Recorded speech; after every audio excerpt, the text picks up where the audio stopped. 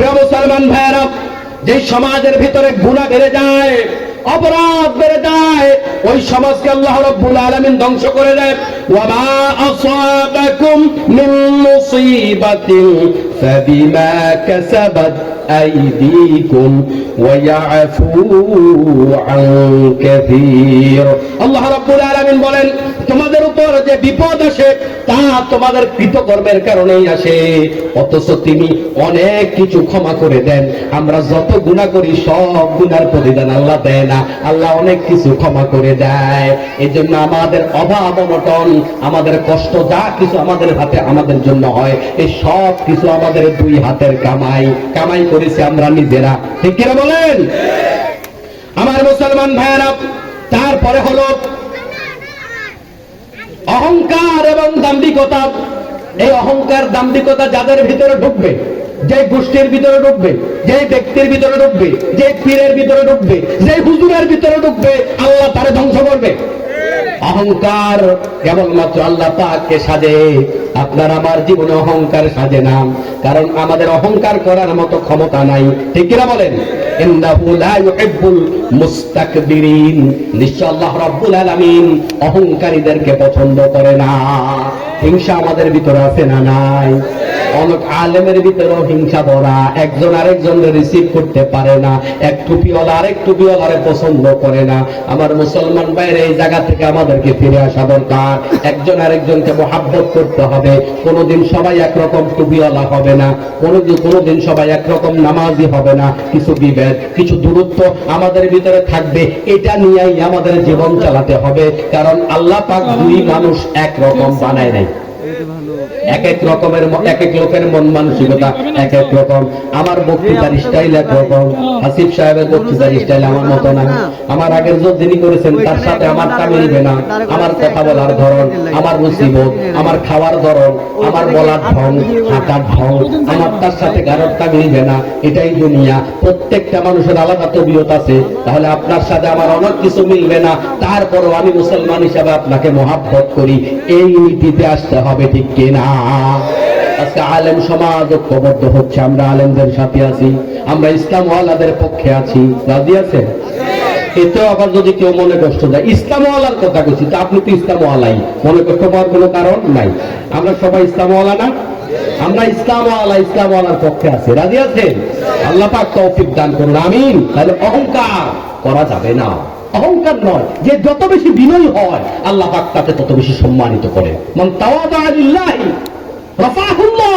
যে ব্যক্তি আল্লাহর জন্য বিনয়ী হয়ে যায়, আল্লাহ পাক রব্বুল আলামিন তার সম্মান, তার ইজ্জত, তার মর্যাদা বাড়িয়ে দেয়। রাসূলুল্লাহ সাল্লাল্লাহু আলাইহি ওয়াসাল্লামের ভিতরে বিনয় ছিল অনেক বেশি। আস্তে কথা বলতেন, কাউকে ধমক দেওয়া কথা বলতেন না। তার অধস্তন কর্মচারী যারা ছিল, কেন, কি জন্য এই প্রশ্ন করতেন না, কেন করলেন না প্রশ্ন করতেন না, হাসি মুখে কথা বলতেন। আমার মুসলমান ভাইয়েরা, একদিন যায়েদ রাদিয়াল্লাহু তাআলা আনহু, আল্লাহর নবী তাকে বললেন, একটা কাজ দিলেন। কাজ দেওয়ার পরে যায়েদ রাদিয়াল্লাহু তাআলা চিন্তা করলেন, আমি আজকে দেখবো রাসূল সাল্লাল্লাহু আলাইহি ওয়াসাল্লাম কেমন রাগ করে। যায়া রাস্তায় খেলা দেখতেছে। রাসূল সাল্লাল্লাহু আলাইহি ওয়াসাল্লাম গেলেন, পিছন দিয়ে গিয়ে তার চোখ ধরলেন। আমরা পিছন দিয়ে চোখ ধরি না অনেক সময়, মজা করে পিছন দিয়ে চোখ ধরি। কে বলো দেখি, এরকম হয় না? রাসূল সাল্লাল্লাহু আলাইহি ওয়াসাল্লামকে যায়েদ রাদিয়াল্লাহু তাআলা বললেন, নিশ্চয় আমার বন্ধু মুহাম্মদ সাল্লাল্লাহু আলাইহি ওয়াসাল্লাম। পিছনে তাকায়া দেখে রাসূল সাল্লাল্লাহু আলাইহি ওয়াসাল্লাম মুস্কি হাসছেন। তাহলে ব্যথা দিলেও তিনি হাসেন, ব্যথা দিলেও কাউকে ওই গালির জবাবে গালি দেয় না। আপনি যত নরম হতে পারবেন, আল্লাহ আপনাকে তত সম্মানিত করবে। আজকের বাংলাদেশে আলেমদের ভিতরে আমরা যে আলেমকে সবচেয়ে বেশি জনপ্রিয় হিসাবে জানি, মহব্বত করি, দলমত নির্বিশেষে, আল্লাহ পাক তাকে কি চমৎকার নিয়ামত দিয়েছেন। তার কথার কি তাসির, লক্ষ লক্ষ মানুষ হয়ে যায় যার আলোচনা শোনার জন্য। তাকে কত হুজুরা ফতোয়া দিছে, কত লোক গালি দিছে। কারোর গালির জবাবে কোনো গালি দিয়েছেন? আল্লাহ মর্যাদা বাড়াইছে না কমাইছে? বাড়াইছে। এই জন্য যত ধৈর্য ধারণ করবেন, যত বেশি ক্ষমা করবেন, আল্লাহ পাক রব্বুল আলামিন, আল্লাহ তাআলা আপনার মর্যাদা তত বাড়িয়ে দেবে। আমার মুসলমান ভাইরা, দুনিয়া ধ্বংস হওয়ার তারপরের কারণ হলো মান আ'রাদা আন যিকরি ফাইন্না লাহু মাঈশাতান দানকা। যে ব্যক্তি আল্লাহর কোরআন থেকে মুখ ফিরিয়ে নেবে, যে ব্যক্তি আল্লাহ পাকের জিকির থেকে মুখ ফিরিয়ে নেবে, আল্লাহ পাক বলেন তার জীবন সংকীর্ণ করে দেওয়া হবে, আখিরাতে তারে অন্ধ করে উঠানো হবে।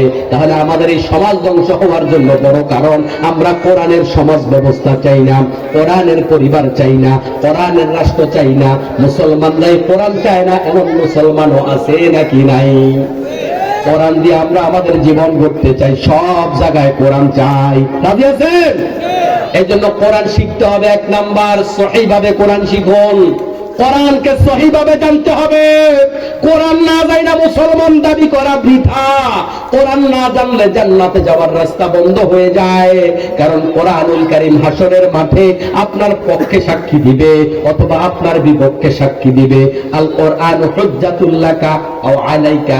আল্লাহ আপনার কোরআনুল কারীমের মাধ্যমে আল্লাহ আপনার ভাগ্য নির্ধারণ করে দিবেন।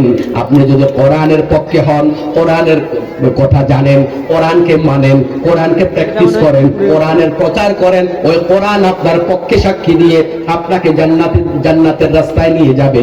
আর যদি আপনি কোরআন চান না, কোরআন পারেন না, কোরআন পড়তে জানেন না, কোরআন যে পড়ে তাকেও আপনার ভালো লাগে না, এ কোরআন আপনাকে আপনার বিরুদ্ধে সাক্ষী দিয়া আপনাকে জাহান্নামী বানায় দেবে।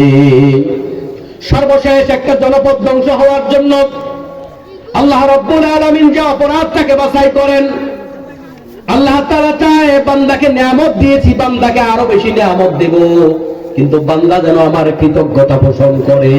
লা ইন শাকারতুম লা আযীদান্নাকুম ওয়া লা ইন কাফারতুম ইন্না আযাবি লাশাদীদ। যে আল্লাহ পাকের শুকরিয়া আদায় করবে, আল্লাহ কয় আমি তোমার নিয়ামত আরো বাড়ায় দেব। যে আল্লাহ পাকের নিয়ামতের শুকরিয়া করে না, আল্লাহ পাক তার থেকে নিয়ামত ছিনিয়ে নেয় এবং তাকে আযাবের মুখোমুখি করে। এজন্য কষ্টে থাকলেও বলবো আলহামদুলিল্লাহ। কি বলবো? দুঃখে থাকলে, অসুস্থ থাকলে, অভাবে থাকলে সেই সময় বলবো আলহামদুলিল্লাহ। কেন বলবো আলহামদুলিল্লাহ? আপনি কত কষ্টে আছেন আপনি বলতে পারেন, প্রশ্ন করতে পারেন, ভাই এত কষ্টে আলহামদুলিল্লাহ কেমনে বলবো? আপনি দেখেন আপনার চাইতে কষ্ট আরো অনেক মানুষ আছে, আছে কিনা?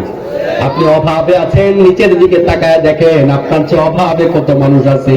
আপনি অসুস্থ আছেন, আপনি একটু পিছনের দিকে তাকান, আপনার চেয়ে অসুস্থ অনেক মানুষ আছে।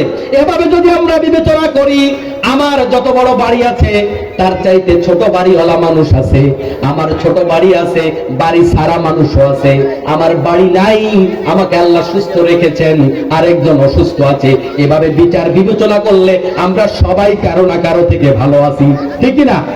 যেহেতু ভালো আছি শুকরিয়া আল্লাহর, এজন্য দোয়া করতে হবে নিচের দিকে তাকাইয়া। নিচে মানে মাটির দিকে নয়, আপনার অবস্থান থেকে নিচের দিকে তাকাইয়া দোয়া করবেন, তখন মনটা হবে নরম, আল্লাহর জন্য একাগ্রতা আসবে। এজন্য আমরা সব সময় আল্লাহর প্রশংসা করব। আল্লাহর প্রশংসা করলে আল্লাহ পাক আপনার রিজিকে, আপনার হায়াতে, আপনার ইলমে, আপনার জীবনের মধ্যে আল্লাহ পাক বরকত দেবে। আমার একজন ওস্তাদ একটা গল্প বলেছিল। এক লোক মসজিদে দোয়া করতেছে আল্লাহর কাছে, আল্লাহ আমার এক জোড়া স্যান্ডেল দাও, স্যান্ডেল। দোয়া করতেছে, দোয়া শেষ, মসজিদ থেকে বের হয়েছে, বের হইয়া দেখতেছে এক লোক আবার তার কাছে ভিক্ষা চাইতেছে, ভাই আল্লাহর রাস্তা আমার 2টা টাকা দাও, আমার তো পাও নাই। ওই লোক আবার মসজিদে গিয়ে বলল, আমার স্যান্ডেল লাগবে না, আমার তো পাও আছে, ও তো পাও নাই। এই উদাহরণটা হচ্ছে আপনি আমি অনেক মানুষ থেকে ভালো আছি, কিন্তু আমাদের ভিতরে পাওয়ার একটি ভাষা আছে। আরো বাড়ি চাই, আরো গাড়ি চাই, আরো অর্থ চাই, আরো সম্পদ চাই। সেই জায়গা থেকে আমরা অনেক সময় অকৃতজ্ঞ হয়ে যাই। আজকের এই মাহফিলে এতক্ষণ পর্যন্ত যে বিষয়গুলো নিয়ে কথা বললাম, এই বিষয়গুলো 10টা বিষয়ের উপরে যদি আমরা আমল করতে পারি, তাহলে এই পৃথিবীটা হবে স্থিতিশীল, একটা সুন্দর সমাজ তৈরি হবে, একটা সুন্দর দেশ তৈরি হবে। পাশাপাশি আমরা আল্লাহ পাককে সন্তুষ্ট করে জান্নাত উপযোগী মানুষ হতে পারবো, ঠিক কিনা বলেন? এতক্ষণ যা বলেছি আল্লাহ পাক সবার আগে আমাকে, পাশাপাশি আপনাদের সবাইকে আমল করার তৌফিক দান করুন, আমিন। হাযা মা ইনদি ওয়াল ইলমু বিল্লাহি আলাইহি তাওয়াক্কালতু ওয়া ইলাইহি উনীব। আসসালামু আলাইকুম ওয়া রাহমাতুল্লাহি।